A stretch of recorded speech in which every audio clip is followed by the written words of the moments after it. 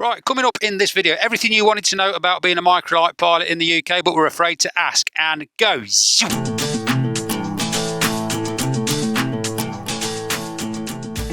Here from.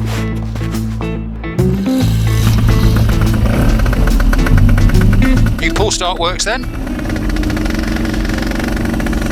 Right, welcome back to the channel, guys. As you can see, I'm all fixed, aircraft is all working, touch wood. 2025 so far has not worked out exactly as I would have liked. I seem to have spent most of the year so far looking at the flyable weather from the ground whilst I've been waiting for parts. First my exhaust went and then my pull starter jammed solid. Anyway, that is now all fixed. New and upgraded exhaust fitted. New and upgraded pull start, the Flash 2 system I think it's called. I've upgraded that as well. Some people from Belgium have descended on the airfield, and then I got here some guy from Belgium come up and says, "Oh, I've seen you on YouTube," which was nice. I didn't get your name, but if you're watching, I hope you enjoy your stay at Darley Moor. So yes, I'm all up and running, and I'm just going to go for a bit of a shakedown flight just to make sure that everything is working okay. And I thought whilst I'm in the air, what I'd do is I'd answer some questions. Now, when I tell people that I'm a microlight pilot, and let's be honest, as pilots we do like to talk about it, don't we? There is a standing joke, if you're in a bar with a group of blokes, how do you know which one's a pilot? The answer, of course, is if you wait long enough, they'll tell you. We do like to talk about it, and when I do tell people that I'm a microlight pilot, the same questions crop up time and time again. So what I thought I'd do, as the thumbnail and title has probably given away, I've compiled a list of the 10 most commonly asked questions that I get as a microlight pilot. So what I'm going to do is I'm going to get up in the air and I'm going to go through those questions. Now bear in mind those questions are answered from my perspective, with my experience, bearing in mind the sort of flying that I do and the sort of aircraft that I fly. If you ask another microlight pilot the same question, you might get a different answer. So this video is aimed primarily at people that are absolutely brand new to the hobby. And have got questions, or maybe even people that haven't started yet but they're thinking about it and they're just doing a bit of research, a bit of groundwork, trying to find some information. So this video is for you. So let me get in the air, enough waffling, and I'll answer those questions for you. I think we need to have a moment's silence for a fallen aviator. This fella didn't make it. Let's get rid of him so he doesn't go through somebody's prop. Seen better days, hasn't he? Darley Moor traffic, Golf Charlie Mike Papa X-ray, entering runway 194, immediate departure to the west, Darley Moor. Let's go.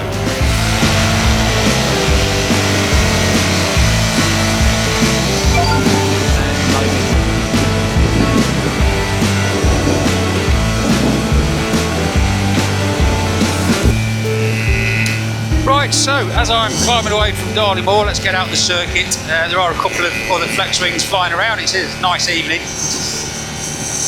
Let's crack on with these questions then. So question one that I often get asked is, how high do you fly? So let's talk about the extremes first of all. Microlight aircraft can fly pretty high. I think the world record for the highest weight shift or flexwing microlight like this is over 30,000 feet. I think it's 31,000 feet or 33,000 feet. I can't remember the exact number. I'll put it on the screen.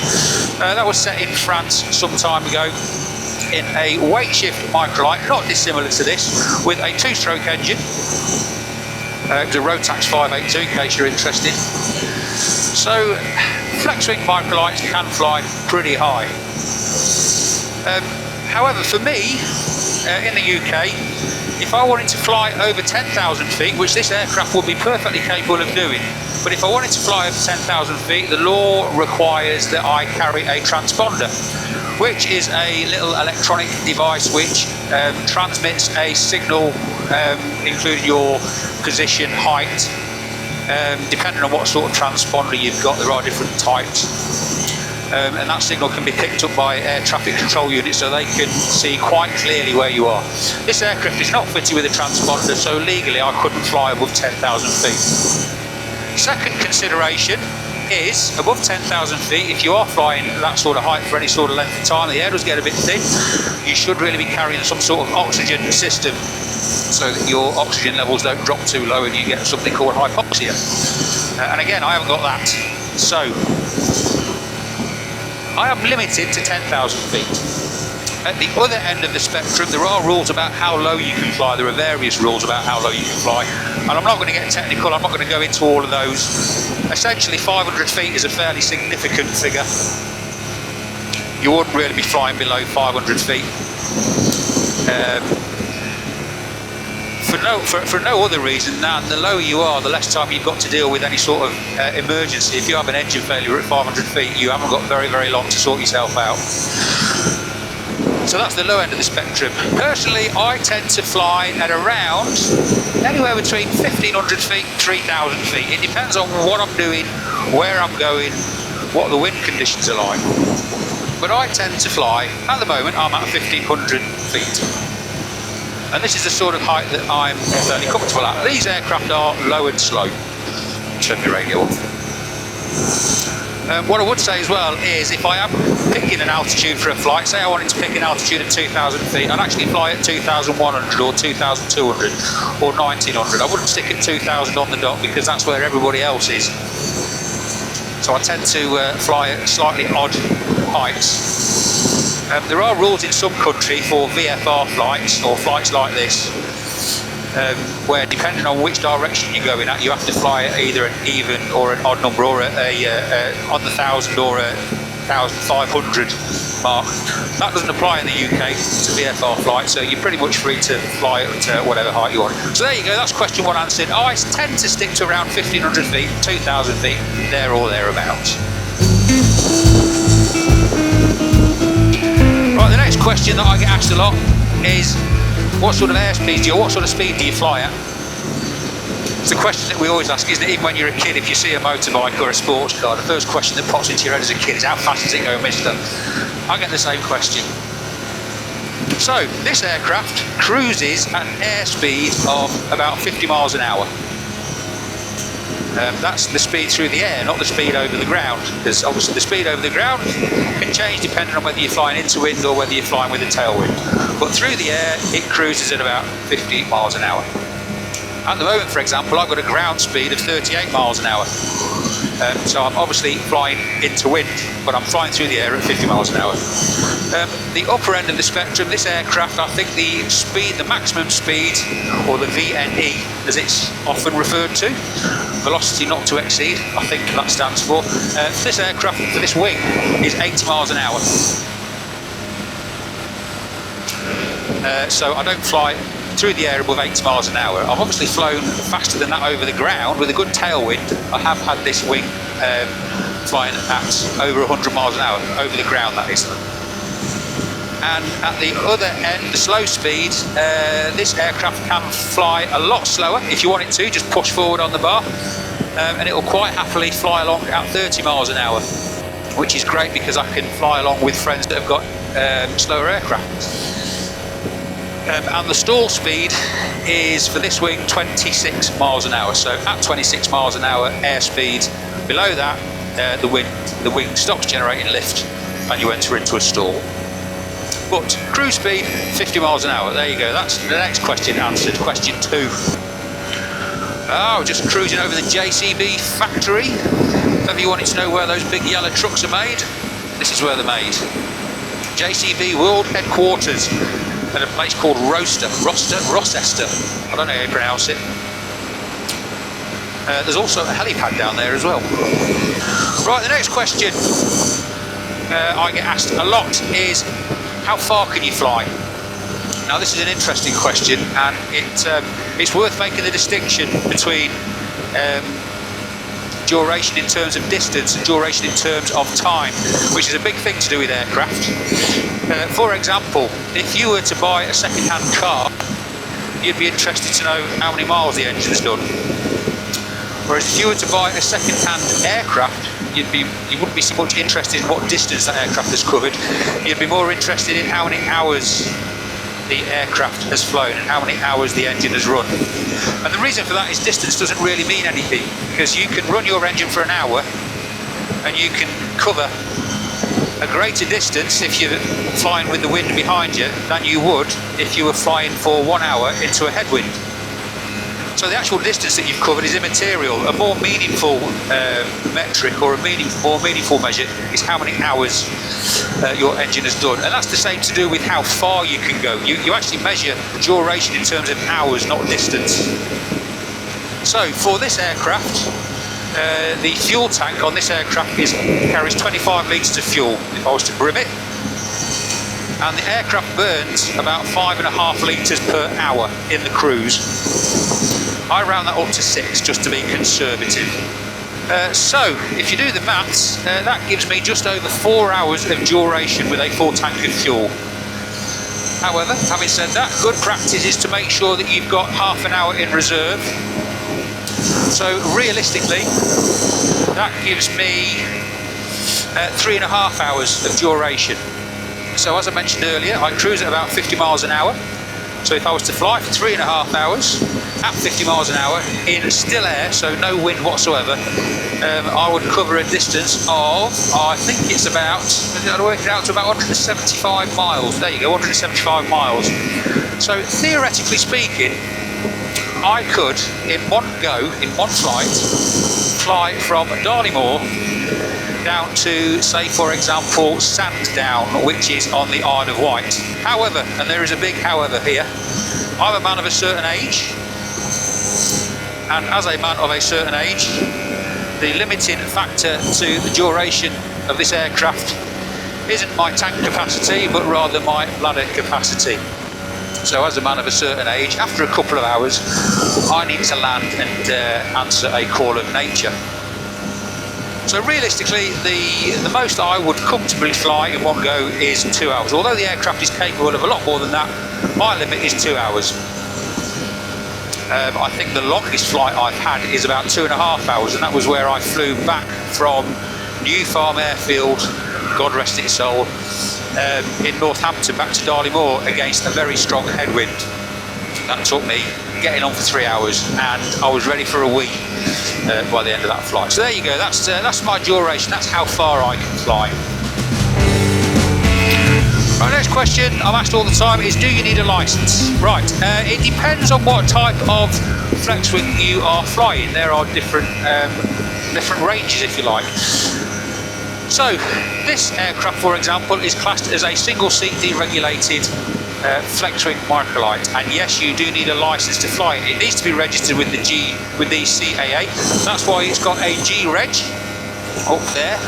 And yes, you do need a licence to fly it. The licence that you need in order to fly something like this is an MPPL licence, or a National Private Pilot's MICROLIGHT licence. You go and look on the British Microlight Aircraft Association website, BMAA website. They've got all the information that you need to know about licensing and what you need to do to get your licence. But yes, to fly something like this, you do need a licence. There are aircraft similar to this in appearance that are classed as sub 70 kilogram aircraft. As the name implies, they weigh less than 70 kilograms. And in order to fly one of those, you do not need a licence. You do, however, need third-party insurance. And I will say now, for anybody thinking of flying one of those,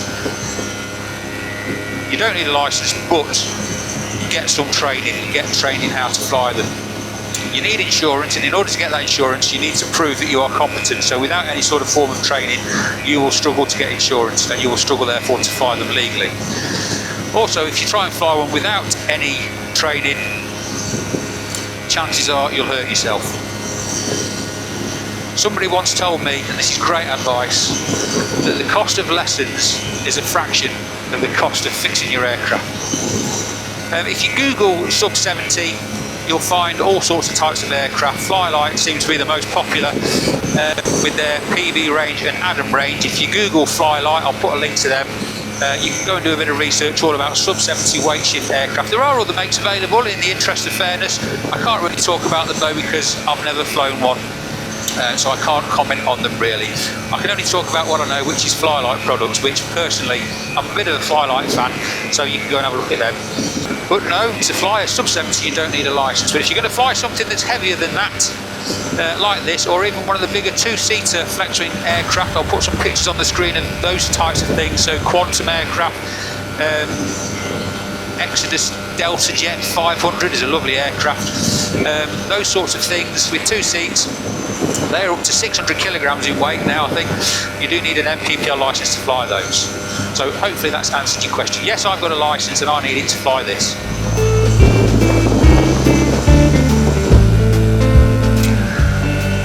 Another question I'm asked all the time, and this kind of links along with what type of aircraft you're going to fly and whether you're going to go sub 70 or whether you're going to go for the full license variant, and that is it expensive?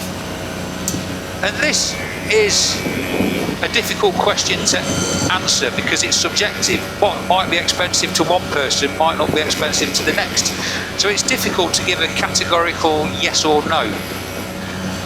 And I'm not going to give a load of numbers. Navigation warning 2 miles ahead. Unmanned aircraft scheduled in 2 miles. Ew.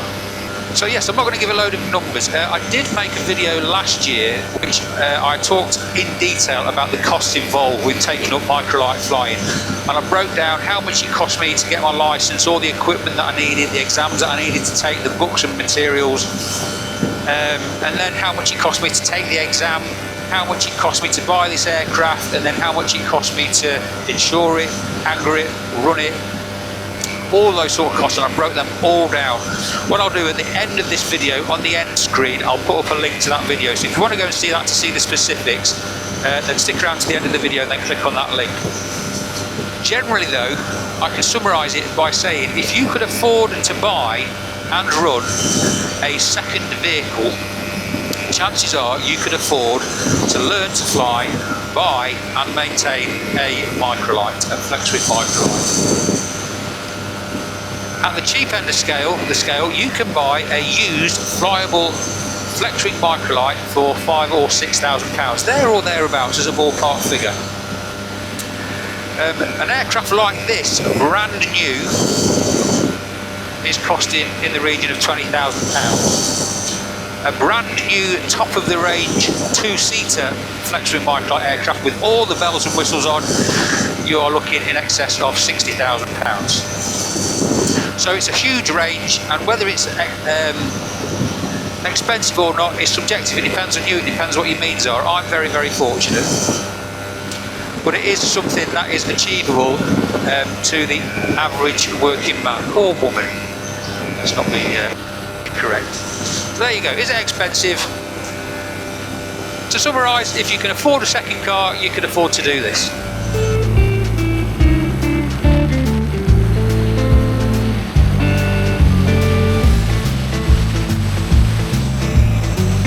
The next question that I get asked, or there's 2 questions that are quite closely linked, and that is, do you get scared? A lot of people say, there's no way I could do that, I'd be petrified. The answer to that question, no, I don't get scared. If I was genuinely scared doing this, I wouldn't enjoy it. Why do something that scares you? I do, however, get apprehensive sometimes. Before every flight, I've always got a little bit of apprehension. You think about things that could go wrong, which I don't think is a bad thing. In fact, I think it's a good thing. I think it's a healthy thing to have that bit of apprehension and a bit of respect for what you're about to do. But no, I don't get scared. I have had 1 engine failure.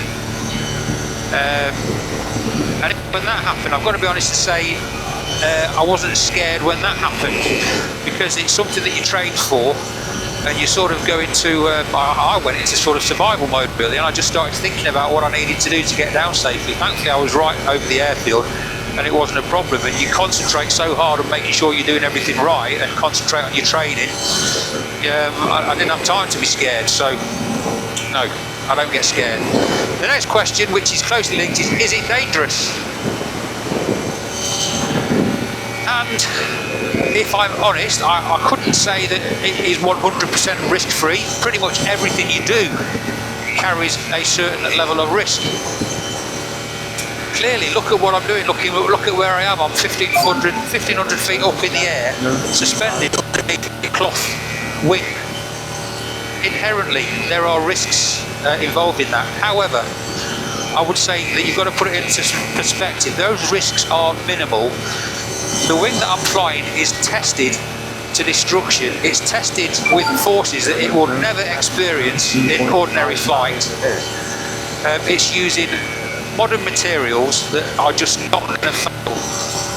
And if you've got good equipment, you look after it properly, you do all the proper inspections, those risks are absolutely minimal. The worst that can happen, and I'm going to come on to this later on, is you might suffer an engine failure. And if that happens, I'll talk about that later on. That is not a dangerous situation in itself, because these things are designed to glide. Statistically speaking, and this is what I tell people, the most dangerous part of any flight is the drive to the airfield. Statistically, you are more likely to have an accident on the road driving to an airfield than you are once you are strapped inside your microlight flying around in the sky. So that puts it into perspective. But we accept those risks when we drive a car. It seems that we think that when we're doing something like this, it must be more dangerous. It's not. I think it's less dangerous. So there you go. Is it dangerous? There are risks, but no, I don't think it is an inherently dangerous thing to do.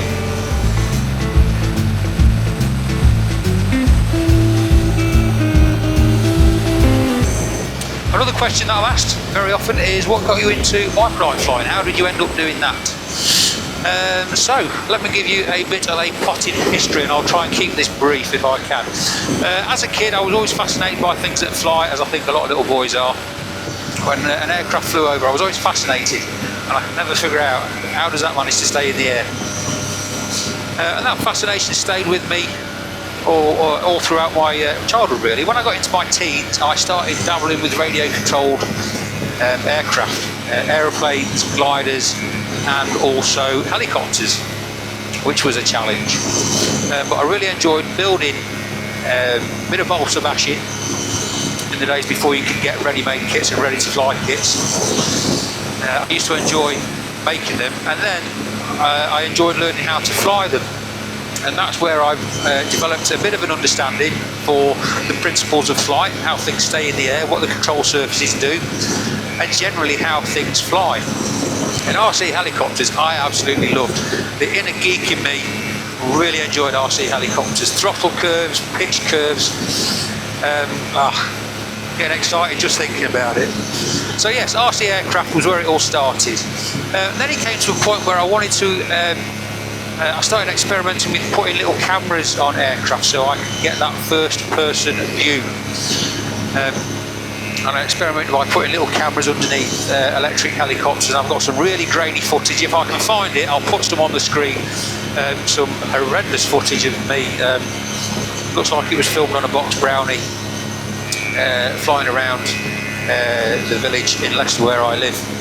And I enjoyed that. I enjoyed that first person view for a little bit, but eventually I decided that I wanted to get myself into the air, and I wanted to enjoy that first person view first hand, not through a camera. And at the time I was probably in my late 20s, didn't have a huge amount of disposable income, so it needed to be cheap. And looking round, I discovered paramotoring, and there was a chap that I used to work with who did paramotor, and he sort of introduced me into paramotoring. And that was where I first became a visitor at Darlingmoor Airfield, where I was taught to fly paragliders and then paramotors by a chap called Andy Snell of Airways Air Sports. And I flew paramotors around for a bit, thoroughly enjoyed that. Then in 2015 I had an accident, a cycling accident, not a flying accident. And I came off my push bike cycling to work one morning on ice, and I ended up breaking my hip. I like to say I broke your leg, because when you say you broke your hip, that's the sort of thing that happens to old people. And I've just turned 40, so I like to say I broke my leg, but I broke my hip. I had to have surgery on my leg, and I have still to this day got a whacking great big metal screw in my right hip, which holds the bone together. I mean, the bone's all healed and it's all fixed, but my right hip hurts. It hurts to stand up, it hurts to run, and running around with a motor on my back was no longer an option. So I had to find something else. I still wanted to fly, paramotoring was out of the question. So I needed something where I was sitting in something on wheels rather than having to be foot launched. And the next logical step, having flown paramotors at Darley-Moor, I'd seen these sorts of things, Flexwing microlights taking off and landing. And that seemed like the next logical step. Fortunately, Leicester City Council gave me a substantial amount of money because they agreed that they should have gritted the road that I came off my bike on, and as a result they coughed up and gave me a load of wedge, and I spent some of that wedge on microlight lessons, and I bought a share in a microlight.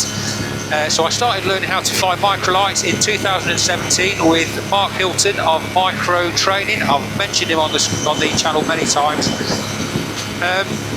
Started the training in 2017. It took me 2 years overall to qualify, what with weather and work commitments and all that sort of stuff. And that's where I am today. I've now got a National Private Pilot's microlight licence, and I'm enjoying flying this around the sky. So that's what got me into it. That is a potted history of how I got to where I am today. Next question, this is a quick one to answer. Where do you keep it? So I've already said I fly from Darley-Moor Airfield. I'll put something on the screen, a bit of a map to show you where that is, but basically it's just south of Ashbourne, Derbyshire, near the Peak District. And that is where I keep my aircraft in the hangar there. I've also got a caravan on the airfield, which just makes it a bit easier because I live about 40 miles away, 45 miles away from the airfield. It's a bit of a trek, so if I'm here for a weekend, then I've got the caravan here so I can camp over. When I bought this aircraft, I did initially envisage keeping it at home in the shed, which you could do. If you've got a garage, these things fold up quite small and you could conceivably fit it into a garage. And then you can fit the wing on your car and you can put the trike unit in a trailer and you can tow these things about. And I have done that. I'll put some pictures on the screen of what that looks like. I have trailered this aircraft to fly it in the past. Eventually though I gave up the ghost, and for the sake of, I think it's £50 a month I pay to keep this in the hangar, it's just more convenient to keep it there, so it's already at the airfield. I don't have to worry taking the wing on and off, putting it in and out of a trailer. It's just more convenient.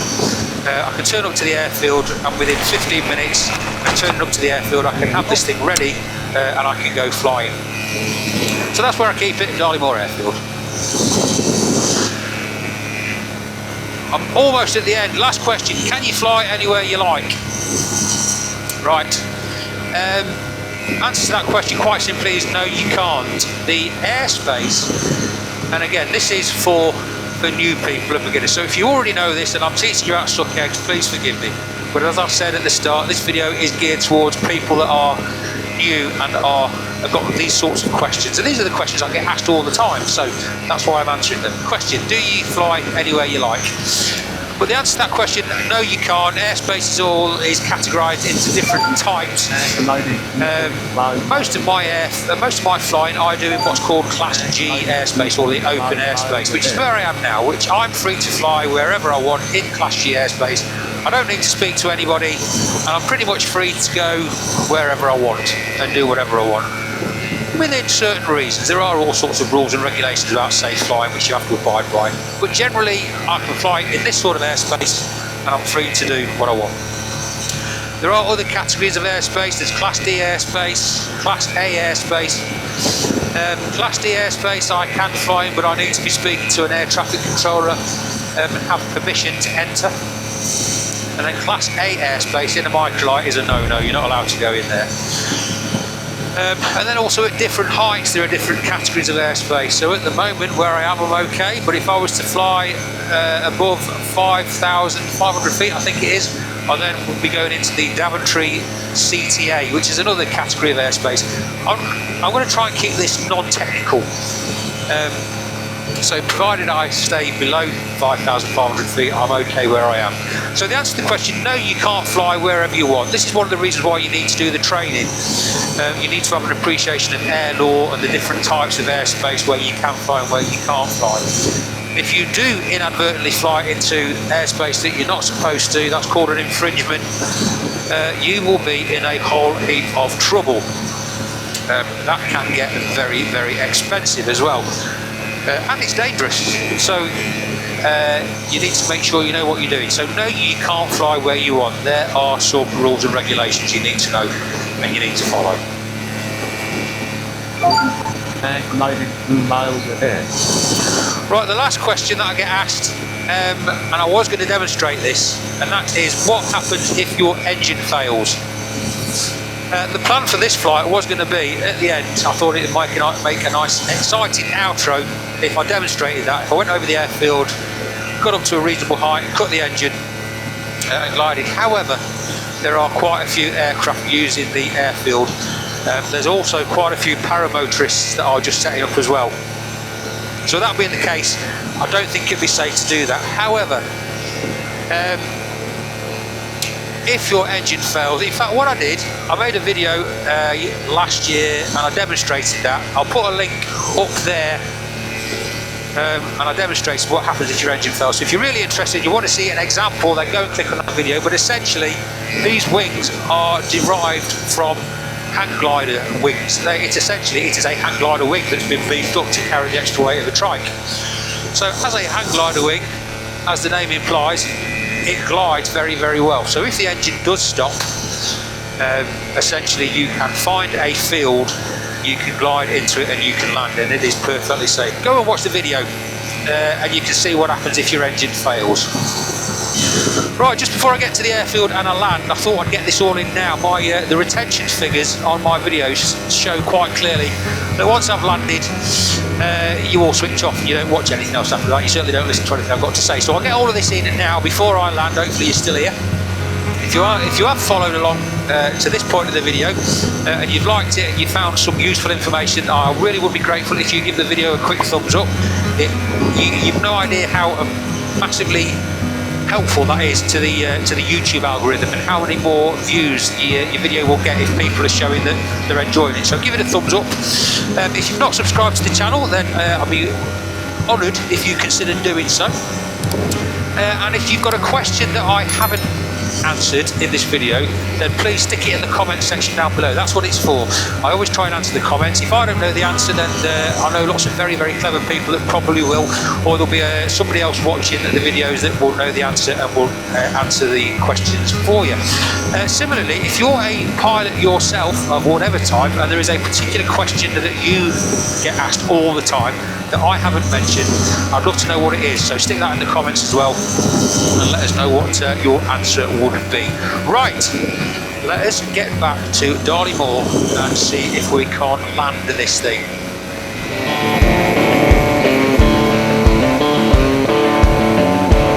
Darley Moor traffic, Golf Charlie Mike Papa X-rays overhead and descending dead side, runway 19, Darley Moor. I got told off by the Cap 413 radio RT police on a previous video when I said descending dead side 419. Really strictly speaking, what you should say is runway 19, because if you say 419, that could be confused with the number 4. So yes, I accept that, and I will try and make sure that I don't say that in future.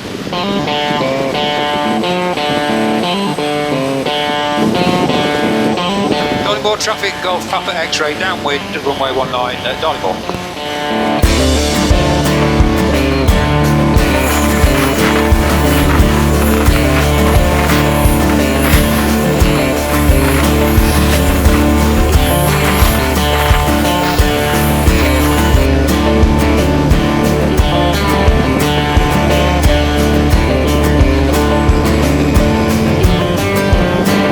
Darley Moor traffic, Golf Papa X-ray, turning final, runway 19, Darley Moor.